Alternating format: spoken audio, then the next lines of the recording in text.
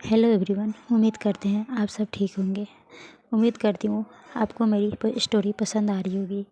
तो बिना देरी किए हम अपनी स्टोरी की तरफ बढ़ेंगे।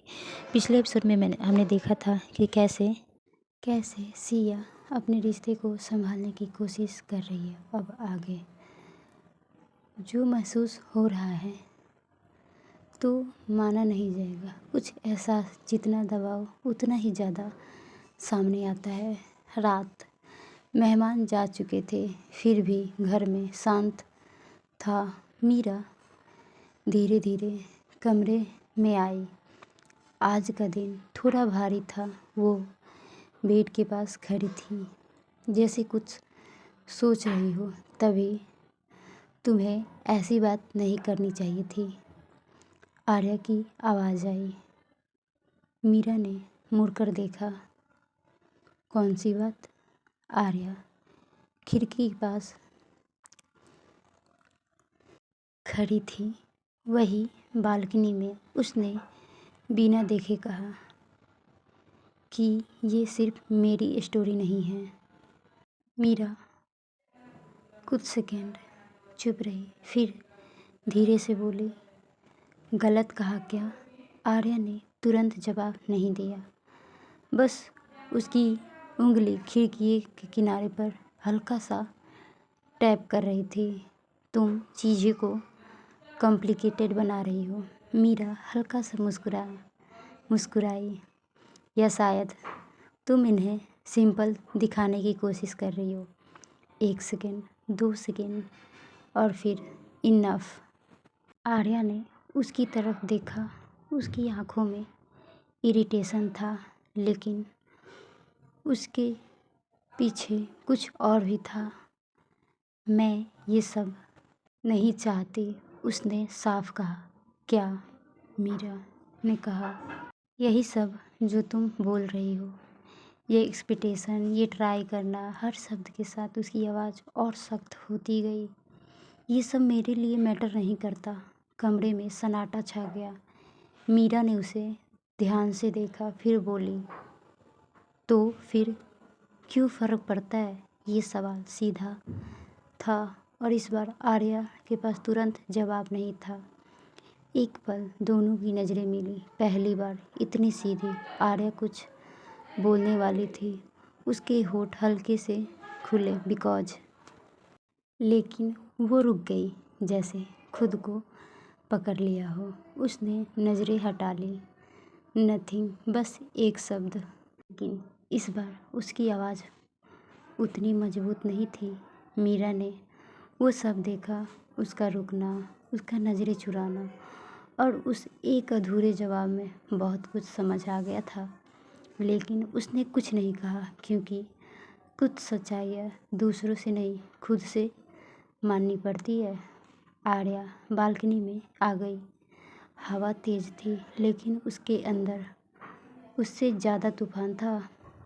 Y doesn't it matter? उसने खुद से धीरे से कहा। मीरा का सवाल अब भी उसके दिमाग में घूम रहा था, और इस बार वो उसे इग्नोर नहीं कर पा रही थी। एक सवाल जो पूछ रही थी और एक जो जवाब से भाग रही थी। लेकिन अब कहानी उस मोड़ पर थी जहाँ फीलिंग को देने नहीं करना, उन्हें ख़त्म करना और बस गहरा बना देता है। जब दूरी महसूस होने लगे तो कभी कभी किसी की मौजूदगी की आदत तब समझ आती है जब वो अचानक कम हो जाए। अगली सुबह कमरा वही था, सब कुछ वैसा ही था, बस एक चीज़ अलग थी। मीरा जल्दी उठ गई थी। बिना किसी आवाज़ के वो तैयार हुई और नीचे चली गई। आज उसने आर्या का इंतज़ार नहीं किया। डाइनिंग टेबल स्मिता और करण बैठे थे। आर्या नहीं आई? स्मिता ने पूछा। वो सो रही है, मीरा ने शांत स्वर में कहा। उसकी आवाज़ में कोई शिकायत नहीं थी, बस एक सीधी बात। कुछ देर बाद आर्या नीचे आई। वो हमेशा की तरह कॉन्फिडेंट थी, लेकिन जैसे ही उसने टेबल देखा उसकी नज़र एक सेकंड के लिए रुकी। मीरा वहाँ नहीं थी। मीरा, उसने कैजुअली पूछा, नाश्ता करके अपने कमरे में चली गई, स्मिता ने जवाब दिया। आर्या ने हल्का सा सिर हिलाया और बैठ गई, लेकिन आज कॉफ़ी उस टेस्ट जैसा नहीं लग रहा था, उससे अलग था। कुछ देर बाद आर्या ऑफिस चली गई। आर्या अपने कैबिन में थी। फाइल, कॉल, मीटिंग, मैसेज, सब कुछ बस था, सब कुछ चल रहा था, लेकिन आज उसके बीच बीच में छोटे छोटे पॉज आ रहे थे। वो काम कर रही थी, फिर अचानक रुक जाती थी, जैसे कुछ मिसिंग हो। फोकस, उसने खुद से कहा, लेकिन इस बार फोकस वापस नहीं आया। घर में मीरा बालकनी में बैठी थी। आज वो कुछ अलग कर रही थी। वो चुप थी, लेकिन इस बार वो इंतज़ार नहीं कर रही थी। उसने अपने लिए एक रूटीन बना लिया था। अपने काम, अपने टाइम, अपने आप के साथ। शाम को आर्या घर लौटी। दरवाज़ा खुला था, पर घर शांत था। वो अंदर आई। आदत से मजबूर उसकी नज़र ऑटोमेटिकली मीरा को ढूंढने लगी, लेकिन मीरा वहाँ नहीं थी। मॉम, उसने पूछा। अपने कमरे में है, स्मिता ने जवाब दिया। कमरा दरवाज़ा थोड़ा सा खुला हुआ था।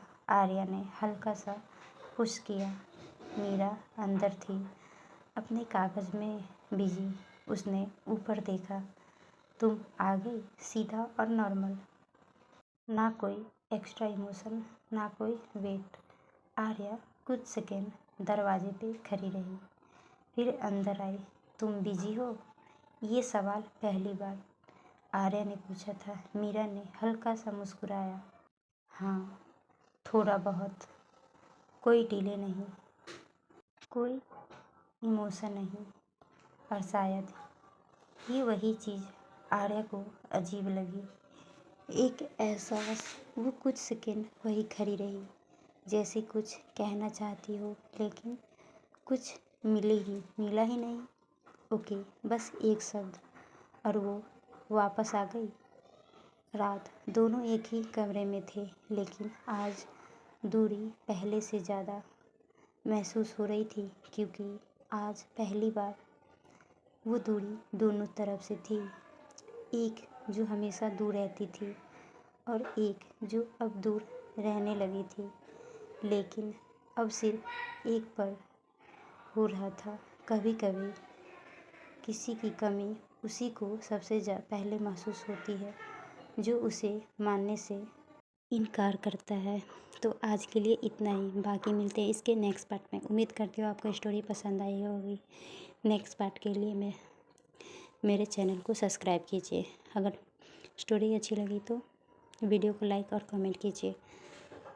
Okay, bye bye, Tata.